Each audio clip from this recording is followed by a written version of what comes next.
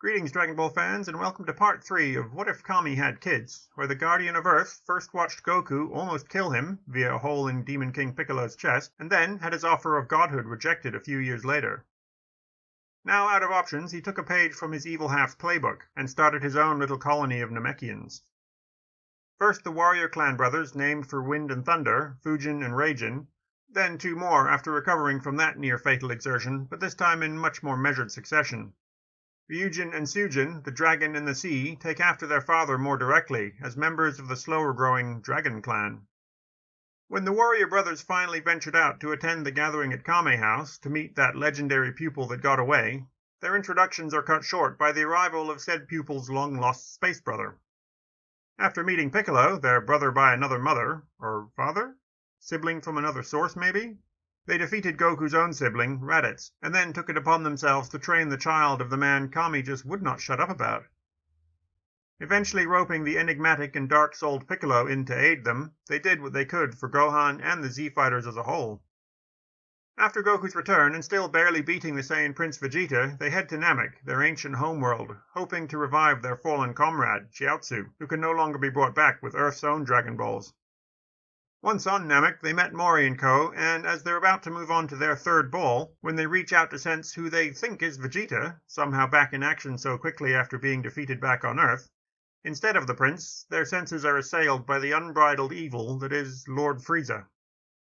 Their immediate scramble to come up with a plan that doesn't end in certain doom leads them to Elder Guru. He offers an olive branch to Piccolo's now cracked shell in the form of 1,300 Namekian years of Guru's own memories of those Namekian people, as they should be, as they have been since Guru himself hatched. While hesitant, the promise of knowledge and techniques surely helped.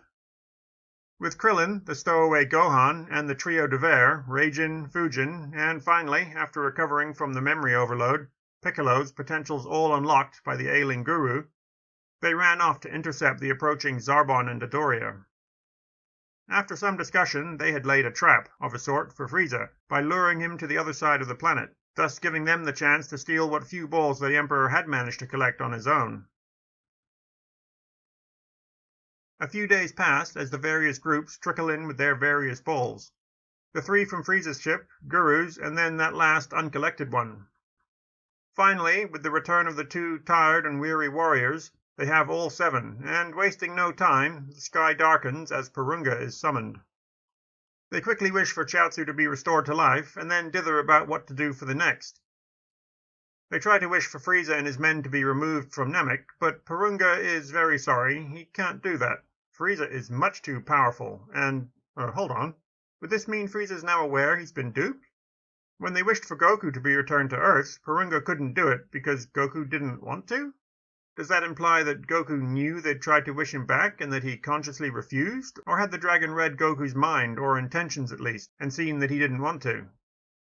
The reading of intent may go a long way to explain why Porunga could not move Goku, a piddly Grade 1 Super Saiyan, when Shenron could easily move the overly mighty Broly, whose base form hand-wavedly exceeded even the gods. Broly likely just wanted to go home, so it was an easy wish to grant. So let's go with Frieza remaining unaware of the request, being too strong to move anyway, and clearly wanting to get where he's going. Maybe an odd sensation pulling him away? Oh well. But given the wording of the wish, however, the rest of the Frieza force are not wished away. It's Frieza and his men, wasn't it? If you can't do it all, then do nothing, I guess. The dragon, or at least the sky, has not gone totally unnoticed, however.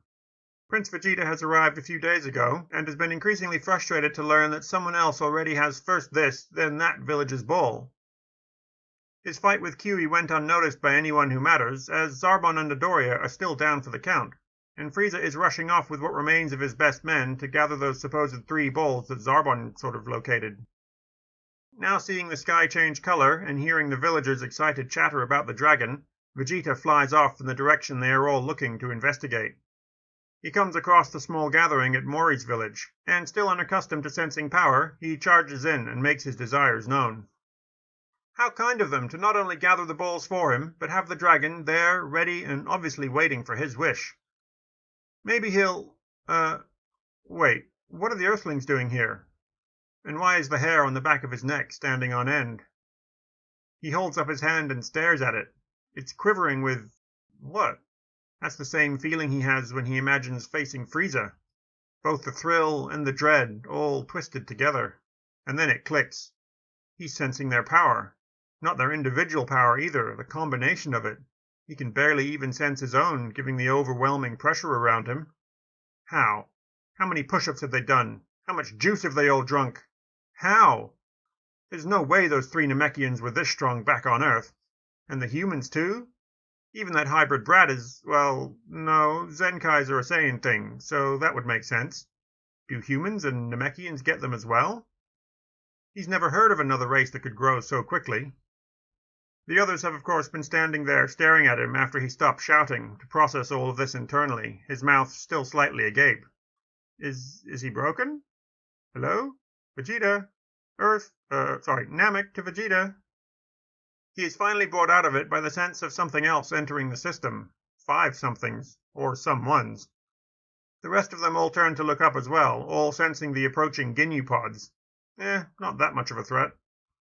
Before Frieza left on his merry little goose chase, seeing that Dodoria had dropped off the radar and that Zarbon was somehow, inexplicably outclassed so completely, he had put in a call back to base. The Ginyu force is about to arrive, and Goku is still at least 2 days away, if my arithmetic is remotely accurate. Which I hope it is better this time than certain other ones. Now snapped out of his fog, Vegeta starts to almost beg for their help. Not just with the Ginyu force, but Frieza as well. They were already aware of Frieza and are working on it. Vegeta, who rather amusingly is beaten out only by Dende for position as the weakest person here at the moment, is brought up to speed. Frieza is off chasing his tail, and they have the dragon, now gazing down at them with increasing irritation as he waits for their next wish. They've tried to wish Frieza away, but that didn't work, nor can their dragon grant a death wish. Vegeta, of course, says that they need to wish for him to be immortal. That's why he came to Earth, to finally be able to defeat that tyrant that ruled not only those few precious Saiyans left, but also most of the known galaxies. I can't really see them entertaining that idea. What would this man do afterwards?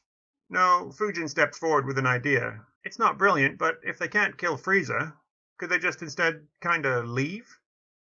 Could they wish everyone on Namek, who isn't part of the Frieza force, to, Earth maybe? Then they could figure things out from there. Mori and Piccolo share a glance, though. This is their home. Surely something else could be done. If only Kami were here. If Piccolo could merge with him, he would once again be that Super Namekian of old. And not even a Dragon Clan Super Namekian, but a warrior, built for combat in every way. Surely that could defeat Frieza. Krillin, of course, has to burst that bubble, saying that would nullify Earth's Dragon Balls, wouldn't it? Well, whatever they do, they need to hurry. Piccolo is well aware of Guru's failing health, and Frieza is surely about to discover the ruse. Not wanting their fathers to sacrifice himself, the brothers, Fujin and Raijin, share a glance, then ask about this fusion thing. If Kami and Piccolo combining is strong, what would happen if they did it instead? Gohan can't help but shed a tear or two, as 2 of his 3 teachers grasp arms for a moment, then break out the rock-paper-scissors to try and decide who stays in control. Best out of 3? Sure, why not? They match up again and again, though, until Vegeta, in exasperation, just yells at them to get on with it already. Seeing his brother's slight distraction, Fujin does his last paper a moment later, and loses this last deciding round. The fusion here of 2 Namekian warrior brothers, each with their potentials already unlocked, and a ballpark power level of roughly 250,000, is surely a sight to see. If you're wondering where I plucked that number from, they were roughly 4,200 when they arrived.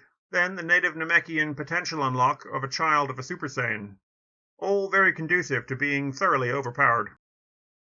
As for the fusion itself, the general formula for this, I think, is A plus B multiplied by anywhere from 10 to 50, depending on who is involved. So since these are brothers who have trained together their entire, if somewhat short, lives, I'm going to give them more than the basic 10. But also, since they are not of one soul, it'll be less than the 50 times that Kami and Piccolo would probably have attained. At say 20 times, their final power level would be 10 million. Plenty for what they want to accomplish given the current landscape. Any surviving scouters on the planet are now toast, and Vegeta, while still no expert at sensing power levels, can only crawl away a bit, sensing the power emanating from this new, slightly melancholy version of Raijin. He stands there for a moment, nods to Piccolo, ruffles the equally sad-looking Gohan's hair for a bit, and blasts off, heading towards First Form Frieza. This is not a drawn-out fight by any means, though, and it quickly devolves into Frieza trying desperately to get a moment to transform. He does manage his second form while buried under a mountain, but when he erupts from the rock pile, he is promptly met by a special beam cannon to the face. And we have to give a special shout-out to his body's momentum, though, as the beam continues to slice through his neck, torso, waist, and, well, all of it. He is, as usual, cut in half, but this time in entirely the wrong axis. I'm sure future Trunks would approve. The Ginyu Force still arrive, though, and are faced with a problem. Their lord and master, Frieza, is no more. Instead, they are met by a group led by a very large and mean-looking Super Namekian who tells them to leave or be destroyed. Berter quickly discovers that power levels do in fact affect movement speed, and is promptly blasted away. Guldo tries his time cage thing, but when he relaxes to take a breath, the behemoth that is Raijin wipes him away as well. Piccolo does manage to save his brother from Ginyu's body swap, though, when the captain finally gets around to checking the man's actual power level. The change beam carries on and connects with Raccoon, who had thought to catch the guy in a crossfire.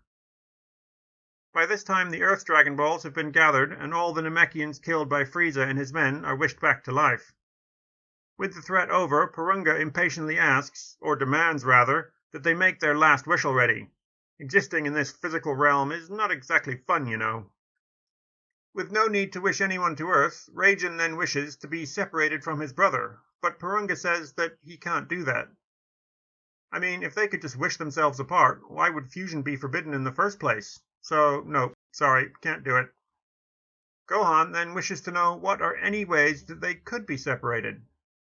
Well, Porunga says, they could fake it. They were virtually identical anyway, so they could just kind of stay in multiform or something. Another alternative is that they might just try asking one of the other dragons. And finally, it's no easy task to learn, but on a planet called Yardrat, there exists a people with the ability you seek. Good luck finding it, though. After Porunga pieces out, the beaten and bound Jace hears them discussing Yardrat and calls out for attention. Well, he might just know where Yardrat is. You know, if they let him go, he'll help them find it. As they make plans to leave, Goku finally arrives on the planet to find that he's not really needed. The Namekians had wrapped things up nicely, including that Frieza guy. On the plus side, his ship will come in handy. They need to find this Yardrat place for Raijin to separate himself from his brother, so wanna come with? Before they leave, though, Nail has a request to relay from Guru.